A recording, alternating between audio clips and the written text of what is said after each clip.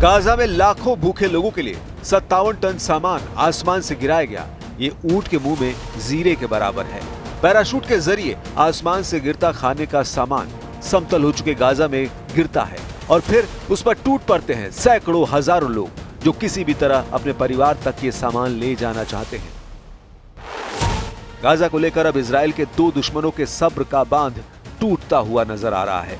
पश्चिम Asia में Israel बनाम Iran और अब तुर्की का तनाव करवटें ले रहा है। एक तरफ है नेतन्याहू और डोनाल्ड ट्रंप, क्या दूसरी तरफ होंगे खामेनेई और एर्दोआन?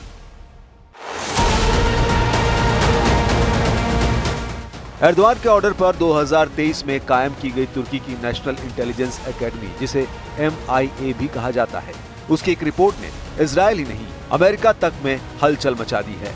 इस रिपोर्ट में इजराइल को लेकर ऐसी बात का जिक्र है जिससे नेतन्याहू को बड़ा तनाव देने की तैयारी शुरू हो गई है। तुर्की की नेशनल इंटेलिजेंस एकेडमी की रिपोर्ट का शीर्षक है 12 दिन का युद्ध और तुर्की के लिए सबक। इस रिपोर्ट में वार्निंग दी गई है कि अगर ईरान और इजराइल के बीच युद्ध फिर शुरू होता है तो तुर्की को नई रणनीति तैयार करनी होगी। रिपोर्ट में लिखा है कि तुर्की की डिफेंस इंडस्ट्री अब विदेशी खुफिया एजेंसियों का टारगेट बन सकती है। रिपोर्ट में लिखा है कि ईरान में इजराइल के खुफिया नेटवर्क की वजह से उसे युद्ध की शुरुआत में ही बड़ी कामयाबी मिली।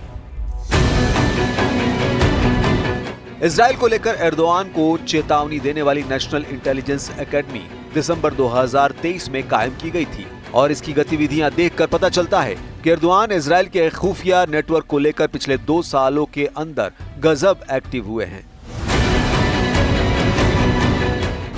दिसंबर 2023 को तुर्की की नेशनल इंटेलिजेंस एकेडमी का गठन हुआ और जनवरी 2024 में मोसाद का बड़ा खुफिया नेटवर्क पकड़ा गया। तब मोसाद के 34 एजेंट पकड़ने का दावा किया गया था। तुर्की अब इजराइल को लेकर बहुत आक्रामक हो रहा है और इस वक्त तुर्की को जोश दिला रहा है ये धमाका। ऐसी तबाही, ऐसा कपा देने वाला ब्लास्ट एर्दोआन ने बता दिया है कि उनका बम तैयार है। ये तुर्की का वो बम है जिसका धमाका दुनिया को तब दिखाया गया जब एर्दोआन इजराइल को चेतावनी दे रहे हैं। बम को जमीन पर एक रेल पर टेस्ट किया गया। देखिए कैसे एक रेलवे ट्रैक पर इस बम को लॉन्च किया जाता है।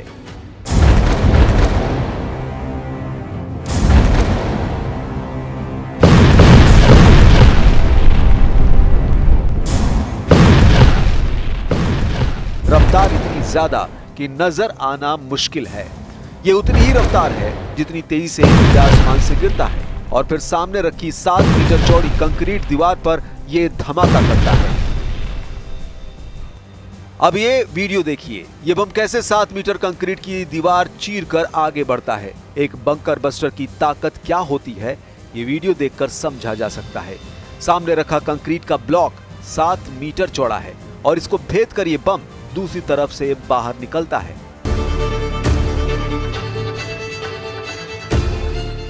अब देखिए तुर्की के बम ने कंक्रीट के टारगेट को किस तरह तबाह किया। तुर्की का ये super bunker buster bomb 7 meter की कंक्रीट को भेद कर आगे बढ़ता है और फिर धमाका करता है। क्या ये धमाके देखकर नेतन्याहू डर जाएंगे?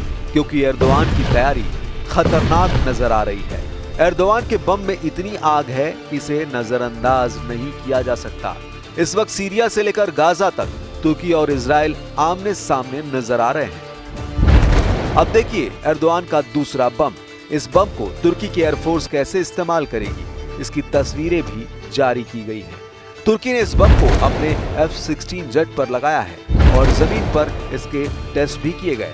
जब टरमैक पर खड़े एक F-16 से इस बम को रिलीज करने की प्रैक्टिस की गई। तुर्की ने 2 बम तैयार किए हैं। एक का नाम है हयालत, तुर्की की भाषा में इसे भूत कहा जाता है। दूसरे बम का नाम है गजब यानी गुस्सा। एर्दोआन पूरी दुनिया को तुर्की का बनाया गया भूत बम भी दिखा रहे हैं और गजब यानी गुस्सा भी दिखा रहे हैं। ये दोनों कन्वेंशनल यानी गैर परमाणु बम हैं। ये दोनों बंकर बस्टर बम हैं और दोनों ही करीब 1000 किलो वजन के हैं। ये दोनों ही बम बहुत ज्यादा खतरनाक है। दोनों ही F-16 जैसे विमान से लॉन्च किए जा सकते हैं। गजब बम जिसके तुर्किश भाषा में मायने होते हैं गुस्सा। क्या ये एर्दोआन का गुस्सा है जो इजराइल पर फूटेगा? माना जा रहा है कि तुर्की के दोनों बम अब एर्दोआन को बड़े युद्ध के लिए तैयार कर चुके हैं। तुर्की का दावा है कि गजब बम 2 किलोमीटर के दायरे में सब कुछ तबाह कर देगा। यह अमेरिका के MK-84 और मार्क 84 बंकर बस्टर से 3 गुना ज्यादा ताकतवर बताया जा रहा है। नेटो देशों के मुख्य हथियारों में से एक MK-84 बम 3.5 मीटर चौड़ी कंक्रीट को भेद सकता है, जबकि तुर्की का गजब बम 7 मीटर चौड़ी कंक्रीट को चीर कर दिखा चुका है। दोनों ही बम का वजन 1000 किलो से कुछ ही कम है। दोनों को विमानों से लॉन्च किया जाता है। धमाके के दौरान गजब बम से करीब 10,000 बॉम्बलेट्स यानी विशेष घातक कण चारों तरफ फैल जाते हैं। ये कण 10 अलग अलग तरह के घातक टुकड़ों में बदलकर भयानक तबाही फैलाते हैं। गजब बम को सिर्फ एक हथियार नहीं, बल्कि तुर्की की डिफेंस इंडस्ट्री में एक क्रांति कहा जा रहा है और इसमें एर्दोआन का जोश बहुत बड़ा हुआ है। जून 2025 में तुर्की के राष्ट्रपति रजिब ताइयप एर्दोआन ने कहा था कि वो तुर्की की सेना को इतनी ताकतवर बनाना चाहते हैं कि कोई देश उस पर हमले की हिम्मत ना करे। सवाल है, क्या एर्दोआन का ये मैसेज इजराइल के लिए माना जाए, क्योंकि तुर्की अब ऐसे बम और मिसाइल तैयार कर रहा है जिसके दायरे में इजराइल आराम से होगा।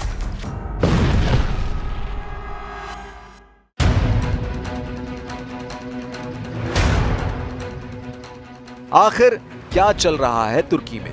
कुछ दिन पहले ही तुर्की ने अपने हाइपरसोनिक मिसाइल दुनिया को दिखाई थी। इस्तांबुल में अंतर्राष्ट्रीय हथियार मेले में तुर्की ने वो मिसाइल दिखाई जो आवाज से 5 गुना तेज रफ्तार से हमला करती है। यह है तुर्की की टाइफून ब्लॉक 4 मिसाइल, जो एक हाइपरसोनिक मिसाइल है। इसे तुर्की की मिसाइल बनाने वाली कंपनी राकेस्तान ने तैयार किया है। इस मिसाइल की रफ्तार है 6000 किलोमीटर प्रति घंटा। यह मिसाइल 1 सेकंड में 1666 मीटर की दूरी तय करती है। एर्दोआन का मूड युद्ध का नजर आ रहा है। उनकी सेना बहुत कुछ करने जा रही है। ये खतरा नेतन्याहू को भी नजर आ रहा है। ईरान के बाद अब तुर्की और इजराइल के बीच तनाव बढ़ रहा है। इजराइल में माना जा रहा है कि तेजी से उभरता हुआ तुर्की उसके लिए नया खतरा बनता जा रहा है और ये खतरा ईरान से भी बड़ा हो सकता है। एर्दोआन के नए नए बम इसकी वजह माने जा रहे हैं। पहले एर्दोआन ने तुर्की की हाइपरसोनिक मिसाइल टाइफून दुनिया को दिखाई और उसके बाद उस बम का धमाका दिखाया, जो तुर्की का सबसे शक्तिशाली बम कहा जा रहा है। ये दोनों तस्वीरें न सिर्फ इजराइल बल्कि हर उस देश के लिए खतरा है जो तुर्की को अपना दुश्मन मानते हैं। इन दोनों हथियारों की चर्चा आर्मेनिया में हो रही है। इसकी चर्चा ग्रीस में भी हो रही है और इसमें तो कोई शक नहीं कि इजराइल में तो इन दोनों हथियारों का सीक्रेट पता करने का मिशन भी शुरू हो चुका होगा।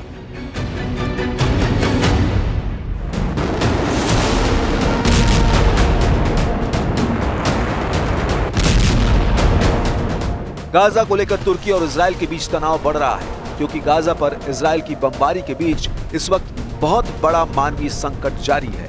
इजराइल के ब्लॉकेड के बीच अब गाजा में मदद पहुंचाने के लिए आसमान का सहारा लिया जा रहा है और इसके लिए फ्रांस, जर्मनी, स्पेन, जॉर्डन और संयुक्त अरब अमीरात के विमान खाने का सामान गाजा में गिरा रहे हैं। गाजा में अब तक 60,000 से ज्यादा लोगों की मौत हो चुकी है। घायलों की तादाद 1.5 लाख तक पहुंचने वाली है। ये ऐसे आंकड़े हैं जिसके बारे में पूरी दुनिया जानती है। सिर्फ 24 घंटे के इजराइल के हमलों में 83 लोगों की मौत हुई, जबकि 550 से ज्यादा लोग घायल हो गए।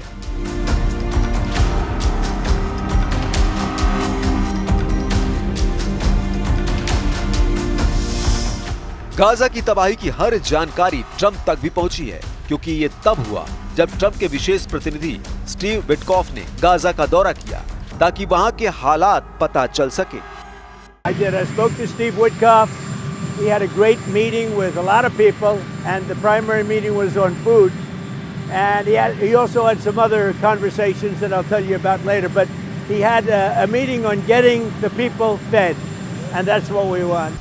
संयुक्त राष्ट्र ने गाजा का एक डराने वाला वीडियो जारी किया है।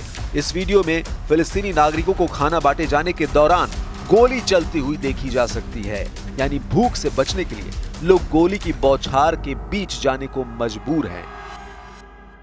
Today we went on a mission to pick up food supplies from Kerem Shalom. We faced several constraints, although they weren't as severe as they had been previously. One of the constraints that we faced was waiting about 2.5 hours at an Israeli forces checkpoint, which by the time we were allowed to pass, we were met on the road by tens of thousands of hungry and desperate people who directly offloaded everything from the backs of our trucks. संयुक्त राष्ट्र की report है कि Gaza में खाना लेते वक्त हुई गोलीबारी में 1373 लोगों की मौत हो चुकी है। इस गोलीबारी का आरोप इजराइल पर लगा है। Another constraint that we're facing is a very limited time to load the cargo, and so we are unable to secure it properly with belts or tarps, which makes it very easily fall off from the backs of the trucks, as the roads are quite rough and sometimes we have to drive at quite high speeds. Gaza में भूख वाला संकट गहराने लगा है। 2025 में मार्च से अब तक 147 से ज्यादा लोगों की मौत सिर्फ भूखमरी से हो चुकी है। इसमें 88 बच्चे थे। इस वक्त हजारों लोग मौत की चौखट पर पहुंच चुके हैं। ट्रंप भी मान चुके हैं कि गाजा में हालात बहुत भयानक हैं, जबकि इजराइल का दावा है कि ये सब झूठ है। यही वजह है कि पूरी दुनिया ईरान के साथ अरब देशों की तरफ भी देख रही है। गाजा की हालत देखकर अब ईरान के बाद नई वार्निंग इराक से भी आई है, क्योंकि गाजा की तस्वीरें सबको बेचैन कर रही है। 650 दिन के युद्ध के बीच गाजा में मौत लगातार नाच रही है। खंडहरों और कंक्रीट की तहस नहस हो चुकी बस्ती में कब, कहां और कितना बड़ा बम गिरेगा, ये सिर्फ नेतन्याहू जानते हैं।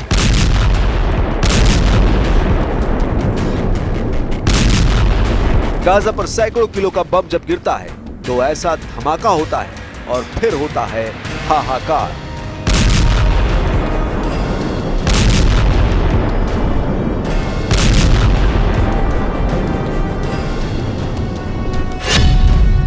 इराक में आयतुल्ला अली सिस्तानी ने अरब और इस्लामिक देशों से कहा है कि गाजा में बच्चों, बीमारों और बुजुर्गों को नहीं बख्शा जा रहा। अरब और इस्लामिक देश इजराइल को रोके और गाजा के लोगों तक मदद पहुंचाए। आयतुल्ला अली सिस्तानी इराक में सबसे बड़े धर्मगुरु हैं और उनका दर्जा ईरान के सर्वोच्च नेता अली खामेनी से कम नहीं। सवाल है कि आगे क्या होगा। जून में हुई 12 दिन की जंग के बाद अब अगस्त में ही युद्ध का नया अलार्म बजने लगा है, क्योंकि बमबारी के बाद अब गाजा पूरी तरह भूख की गिरफ्त में है। So these constraints have to be addressed. Access must be expanded. Much more food needs to be entering, and many more supplies have to be entering on a regular basis, so that communities have the confidence that supplies are coming and that they will be receiving them and that they will be distributed properly.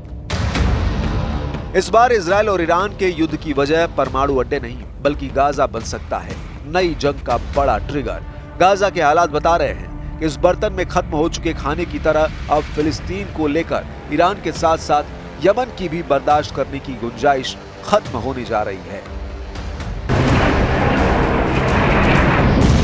Iran और Israel के बीच इस बार युद्ध हुआ तो America भी कुछ नहीं कर पाएगा। ये बात डोनाल्ड ट्रंप भी बहुत अच्छी तरह जानते हैं। ईरान भी बहुत अच्छी तरह जानता है कि इजराइल अपने फाइटर जेट फिर से तैयार कर रहा है। खबर पक्की बताई जा रही है, क्योंकि पश्चिम एशिया में नया खौफ बहुत बड़े सवालों के साथ पैर पसार रहा है। क्या इजराइल और ईरान का युद्ध फिर शुरू होने जा रहा है? क्या हमला अगस्त महीने में ही किसी भी वक्त शुरू हो सकता है और इस बार ईरान और इजराइल के युद्ध को कोई नहीं रोक पाएगा?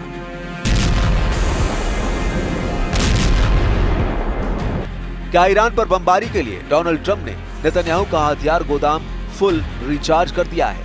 क्या अगस्त की शुरुआत में ही नेतन्याहू की फिर से एक्टिव हुई एयरफोर्स बड़ा हमला करेगी और जो युद्ध जून में रुक गया वो अब अगस्त की शुरुआत में सभी रिकॉर्ड तोड़ देगा?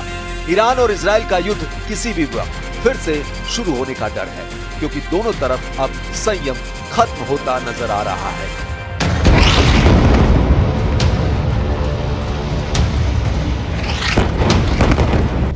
तुर्की तो है ही, अब नेतन्याहू के सामने फिर से दो मोर्चे सुपर एक्टिव हो सकते हैं। एक तरफ है यमन और दूसरी तरफ है ईरान। दोनों ही फ्रंट इजराइल के खिलाफ युद्ध के लिए दोबारा तैयार हो रहे हैं। यमन में हजारों लोग आए दिन सड़कों पर उतरकर युद्ध के लिए ललकार रहे हैं, तो दूसरी तरफ नेतन्याहू के लिए फिक्र वाली खबर ईरान से है, क्योंकि ईरान की सड़कों पर अब आर या पार का नारा लगाया जा रहा है।